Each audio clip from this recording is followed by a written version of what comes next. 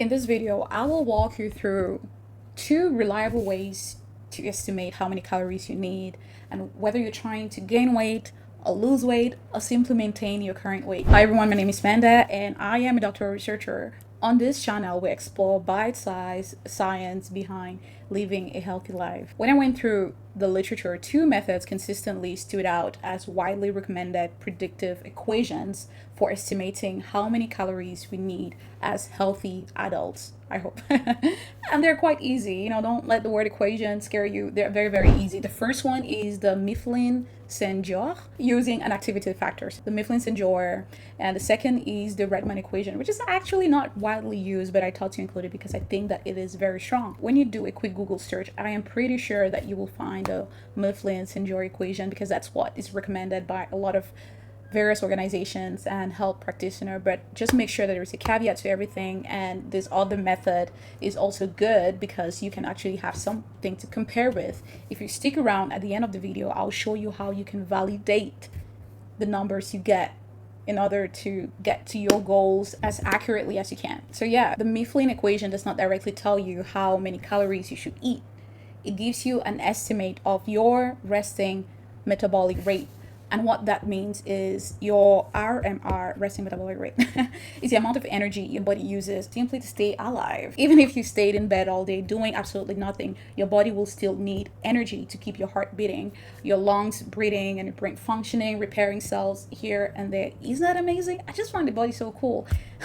Oh my God, we thank God for a healthy body. So this RMR is given by this equation. So the equation is divided into 2 sexes. So there are for women and there was one for male.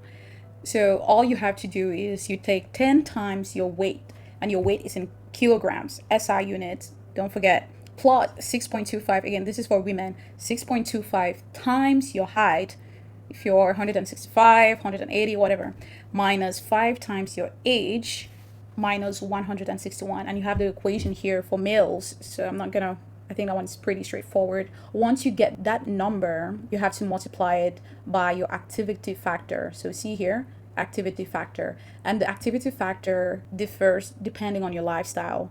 So for sedentary, you have 1.2, and for athletes, you have 1.5. If you do not know where you fall, I will recommend going on the moderate or light, or you can take the average between both of them if you're really, really unsure to get an activity multiplier here. And a thing to note is that these numbers come from indirect calorimetry studies where researchers measured oxygen consumption and carbon dioxide production to estimate the resting energy expenditure of us, the human species. They then use a statistical tool called multiple linear regression to determine how body weight, height, age, and sex together best predict your resting energy expenditure. So yeah, those numbers are not arbitrary. Just so you know, there is some research done on that, okay? So once you have that number should give you the total daily energy expenditure. This then will give you an approximation of your maintenance calories.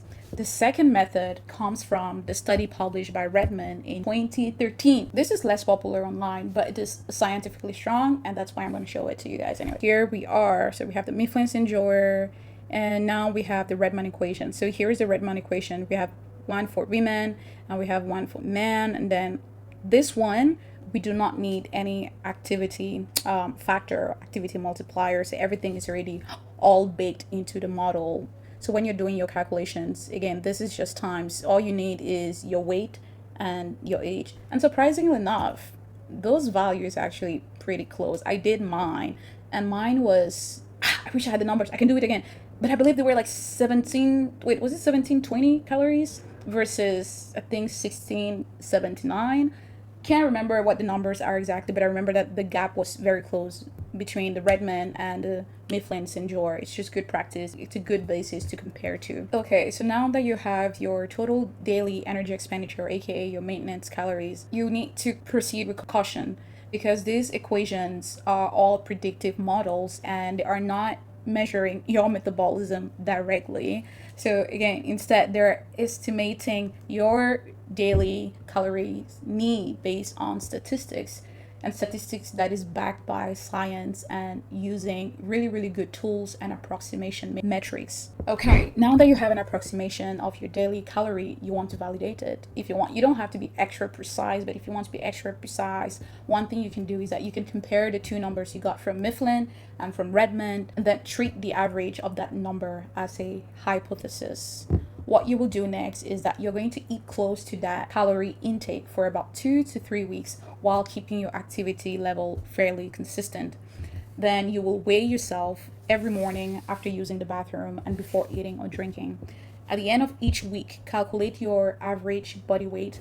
Then you compare those weekly averages over 2-3 weeks. Right? So you weigh yourself every day, have an average on a per week basis, and then compare what those averages look like. So you might have three, if you're choosing for 3 weeks, you will have 3 different averages. If your average weight stays about the same, your estimated maintenance calories are probably close to what you need to maintain your body. If your weight steadily decreases, you're likely eating below maintenance level, and if your weight increases, you're eating above your normal calorie requirements. So in general, if you're trying to lose weight, you should eat fewer calories than you expend over time.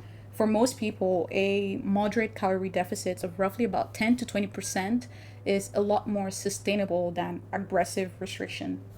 Don't do that. Yeah. And the reverse is true if you're trying to gain weight too. Eat a little bit than the usual or than what your body will normally need to maintain its activity consistent. And just on a closing note here, even the best calorie predictors cannot estimate your intakes perfectly, because things like genetics, hormones, medication, stress, sleep, and everyday movement, all of them influences how many calories you need and how many you should actually burn. So use these equations as the starting point and then test them in real life, and you might choose to just adjust it based on your own reality. That's all I had for you today. My name is Amanda, and I will see you in the next one. Until then, eat well and stay curious.